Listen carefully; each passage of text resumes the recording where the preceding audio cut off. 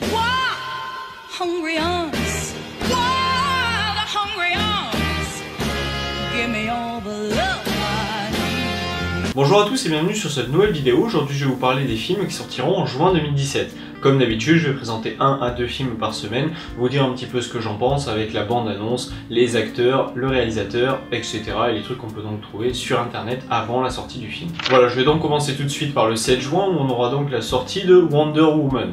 Alors forcément ce film je l'attends énormément parce que Wonder Woman était vraiment très prometteuse dans le film Batman vs Superman, même si le film Batman vs Superman n'était pas une super grande réussite non plus.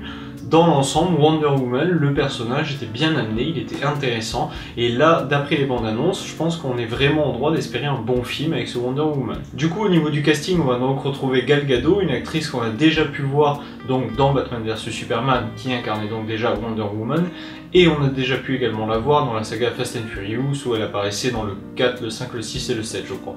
Enfin, du coup, c'est une actrice assez intéressante, franchement, jusque-là, pas de souci avec elle, je l'ai toujours trouvée assez intéressante, donc pourquoi pas, je demande à voir ce qu'elle va donner dans ce film. On retrouvera également au casting Chris Pine, un acteur génialissime, parce que moi je l'adore, franchement que ce soit dans Comancheria où il était magnifique, ou encore forcément dans les Star Trek, les 3 derniers, où il était magnifique en Captain Kirk. Franchement j'adore cet acteur, je me suis éclaté de le voir dans Star Trek, et je languis vraiment de voir ce qu'il va donner donc dans Wonder Woman. Au niveau de l'histoire, on va donc se concentrer sur les origines du personnage, et ça pour moi ça peut être très intéressant, parce que le personnage de Wonder Woman n'a jamais été présenté sur grand écran, et que son histoire est super intéressante, donc vraiment ça promet beaucoup. Forme-la durement. Plus durement que tout autre Amazon. 5 fois plus durement.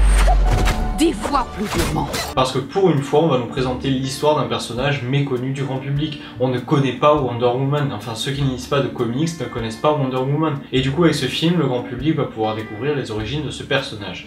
Et ça risque d'être intéressant parce que j'en ai marre de voir les origines de Batman, on nous les a racontées 150 fois.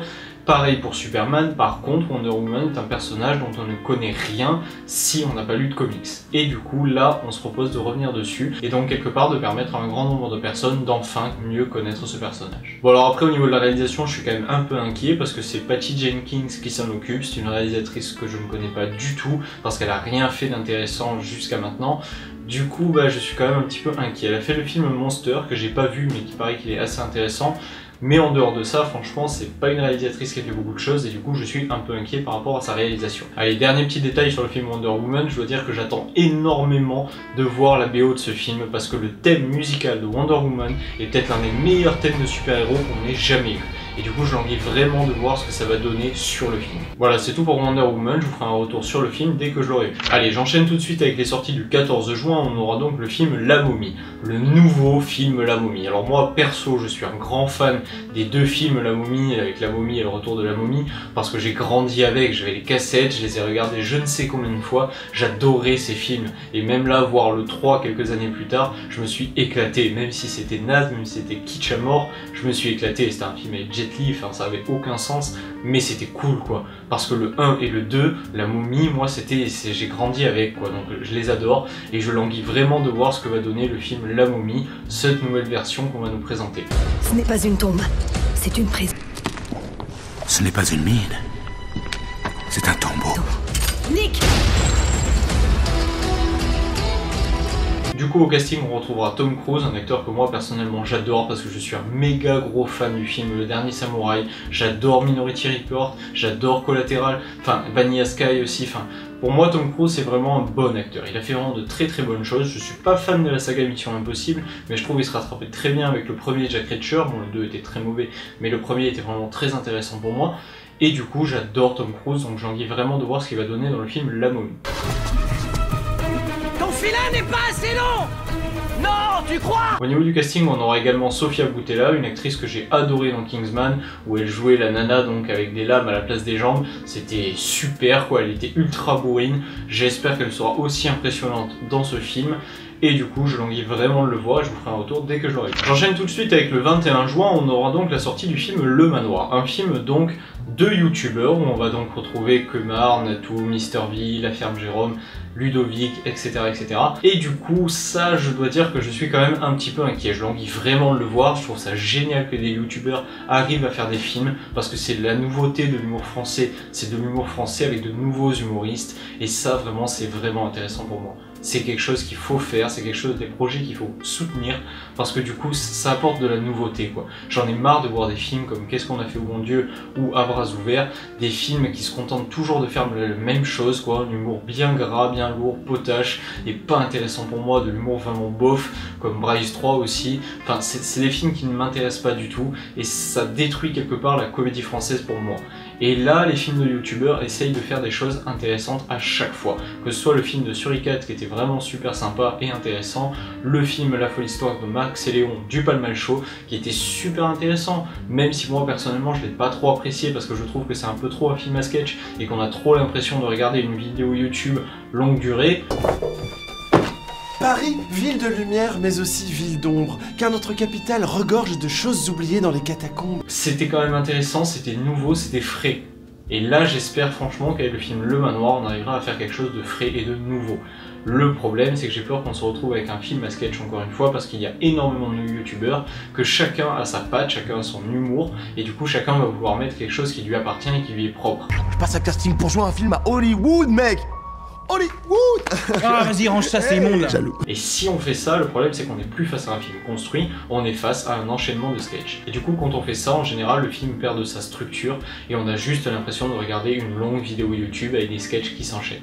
J'espère que ce film arrivera à passer au-delà de ça, arrivera à nous proposer un film beaucoup plus intéressant que La folle histoire de Max et Léon, qui était déjà super pour moi parce que c'était frais quoi. C'était magique de voir enfin de l'humour français intéressant. C'était tellement plus intéressant qu'on a pu le voir avec Qu'est-ce qu'on a fait au bon Dieu, ou Les Visiteurs 3, etc. etc. Franchement, les films de youtubeurs, pour moi, il faut les porter, c'est des projets vraiment intéressants, et c'est un humour nouveau. Et ça fait vraiment du bien. Au niveau des films qui sortiront le 21 juin, on aura également Baywatch, le film donc Alerte à Malibu. Alors ça promet d'être un énorme nanar, mais pourquoi pas. Franchement, je pense qu'on va bien rigoler, certes, ça va être très lourd. Tu mates mes seins? Pas ici. Ici. Mais du très lourd assumé je pense, donc en général ça passe mieux quand c'est comme ça, plutôt que de nous faire quelque chose de lourd mais qui ne veut pas s'assumer lourd. Là ce film là, ça vraiment ça nous crache à la gueule, ça va être du gros nanar, je m'attends à rien d'autre que ça. Forcément avec The Rock et Zac Efron dans les rôles principaux, on s'attend à n'importe quoi, l'humour va être super gras, super lourd, des gros bras qui font n'importe quoi, ça aura pas beaucoup de sens, mais ça promet quand même d'être un film bien délire, donc pourquoi pas. Je demande à voir parce que ça peut être intéressant ce genre de projet, et parfois ça réussit. Alors souvent c'est naze, mais parfois ça réussit, donc pourquoi pas. Et pour terminer, donc le 28 juin, on aura Transformers The Last Night. Et du coup, ce film, je dois dire que je suis pas un gros fan de la saga Transformers, mais il m'attire quand même beaucoup. Parce que le casting est intéressant, vu qu'on retrouve Mark Wahlberg et que j'adore cet acteur. Le réalisateur, c'est Michael Bay, donc forcément c'est un sacré bon réalisateur qui nous a quand même déjà offert des choses géniales, comme les films Transformers. On a pu voir No Pain No Gain aussi, et énormément d'autres films très intéressants. Je vous mets les images. Enfin franchement, il a fait de bons films. C'est un bon réalisateur. Et là, avec ce projet, j'espère qu'il sera intéressant, parce que franchement, les bandes annonces sont vraiment très tentantes. Moi, ça me donne vraiment envie d'aller voir le film pour la première fois, parce que je suis pas du tout un gros fan de la saga Transformers. Ton monde se meurt. Optimus Prime. Je pense que je vais me refaire les 4 premiers avant d'aller voir le 5 parce que je les connais pas suffisamment quoi. Je les ai vus, mais je les maîtrise pas plus que ça. Et j'ai envie de vraiment aller voir le 5 en ayant tout Transformers dans la tête en allant voir ce film. Et j'espère surtout qu'il sera plus intéressant que les précédents qui ne m'avaient pas vraiment marqué. Alors je vais essayer de les revoir avec un œil nouveau et sans préjugés pour voir et essayer de ressentir un petit peu plus cette âme Transformer, parce que pour arriver à faire 5 films, c'est que quand même ça marche, ça plaît à des gens. Et du coup je vais essayer cette fois-ci de les regarder à nouveau en essayant de voir ce qui plaît et pourquoi Transformer est une saga qui fonctionne. On peut tromper 1000 fois une personne, mais on ne peut pas tromper. Bon, au niveau de l'histoire de ce film, ça va être encore une fois un combat final, mais ça on a tellement l'habitude de voir ça dans les sagas, c'est pas pour ça que c'est le dernier film de la saga. À chaque fois on nous met des combats finaux et à chaque fois il y a toujours un autre combat final. Moi j'espère que celui-ci sera quand même le dernier parce que ça mettrait une fin à la saga et que du coup ça promet un épisode plus intéressant que les autres. Vous voulez savoir, n'est-ce pas? Pourquoi il persiste à venir ici? Parce que s'il y en a encore un après, bah, du coup on va à chaque fois laisser des portes ouvertes.